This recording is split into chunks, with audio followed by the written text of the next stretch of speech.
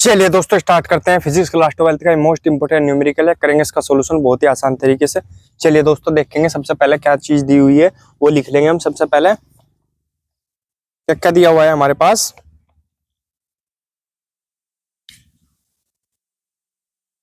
60 अंश अपवर्तक कोण वाले प्रिज्म के पदार्थ का अपवर्तनांक 1.414 है।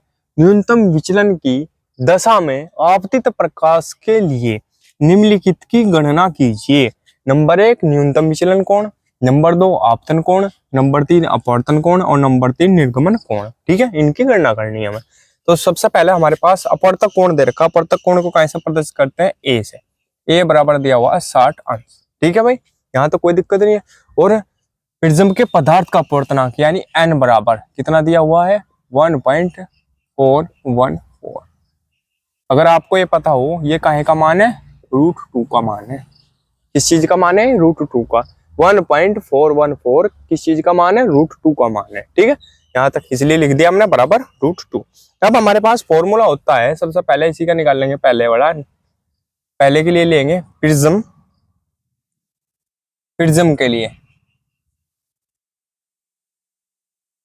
प्रिज्म के लिए n बराबर हमारे पास होगा, क्या होता है, sine a plus del m बटे 2 बटे साइन a बटे 2, साइन a बटे 2। ठीक है, ये फॉर्मूला है। अब इस फॉर्मूले में हम मान रख देंगे, n का मान √2 है।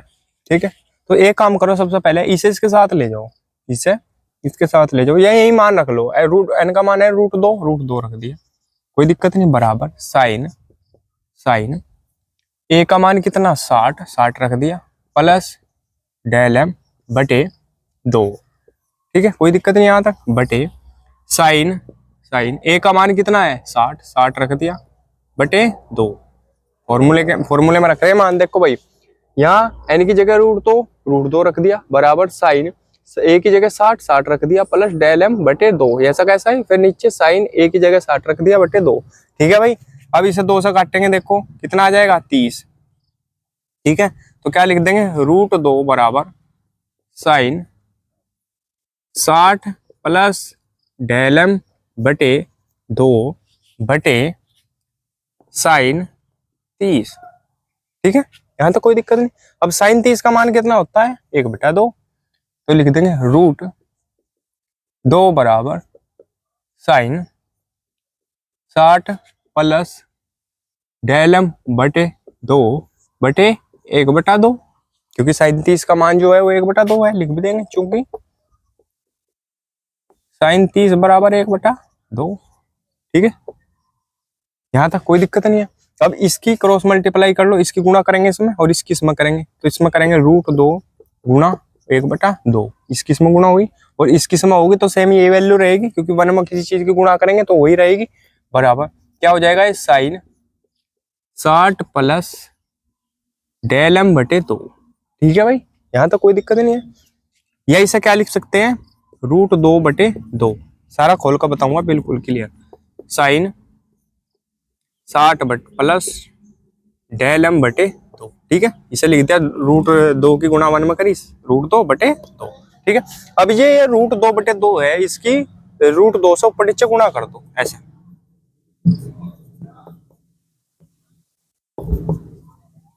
कर दी।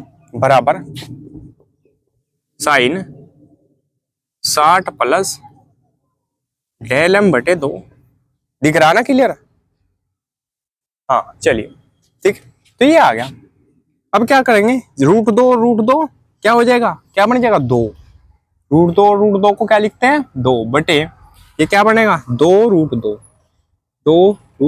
2 से 2 कट जाएगा, बराबर साइन 60 प्लस डेल m बटे 2।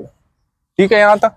अब ये क्या बनेगा, 1 बटे √2 बराबर साइन 60 प्लस डेल m बटे 2। अब 1 बटे √2 का मान कितना होता है ट्रिग्नोमेट्री में, किस चीज का मान है, साइन 45 का साइन। ठीक है, क्या का मान है, साइन 45, तो इसलिए लिख दिया साइन 45 बराबर साइन 60 प्लस डेल एम बटे 2। कोई दिक्कत है यहाँ तक?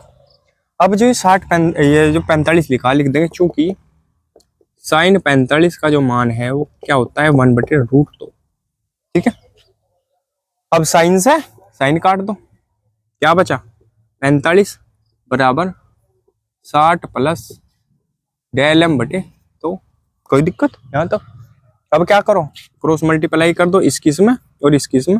तो 45 की 2 में करेंगे, क्या आ जाएगा, पहले इसकी कर दो 60 प्लस डेल एम की किस में कर दो 1 में। तो क्या हो जाएगा 60 प्लस डेल एम बराबर 45 दूनी 90। ठीक है, 45 की 2 में करी 90। ठीक है, क्रॉस मल्टीप्लाई सबसे पहले उस टर्म की करते हैं जो हमें निकालनी है। अब डेल एम निकालना तो डेल एम की करेंगे। ठीक है, तो डेल एम बराबर यहाँ से क्या हो जाएगा, ये जो 60 है ये उधर जाकर माइनस हो जाएगा, तो बन जाएगा 90 माइनस 60 बराबर 30। तो डेल एम बराबर जो है हमारे पास न्यूनतम विचलन कोण जो है वो कितना आ गया हमारे पास 30। ठीक है, आगे बढ़ते हैं, स्क्रीनशॉट ले लो उसका, फिर इसे आगे बढ़ते हैं अगले क्वेश्चन। अब अगला देखते हैं क्या है, सेकंड हमारे पास दिया हुआ है सेकंड।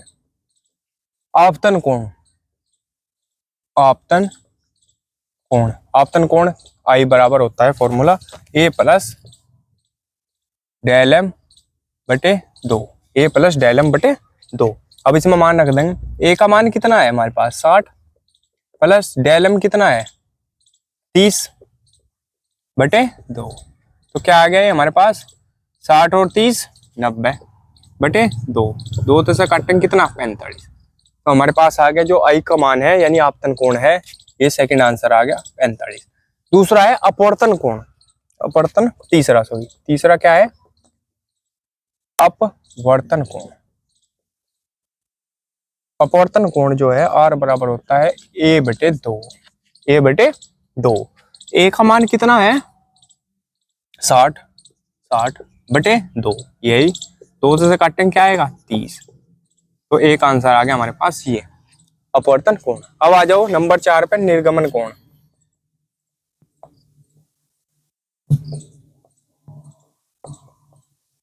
निर्गमन कोण जिसे प्रदर्शित करते हैं ई से, ये काहे के बराबर होता है आपतन कोण आई के, आपतन कोण आई के। तो आपतन कोण कितना आया हमारे पास 45, तो ये भी कितना होगा 45। तो एक आंसर आ गया हमारे पास ये।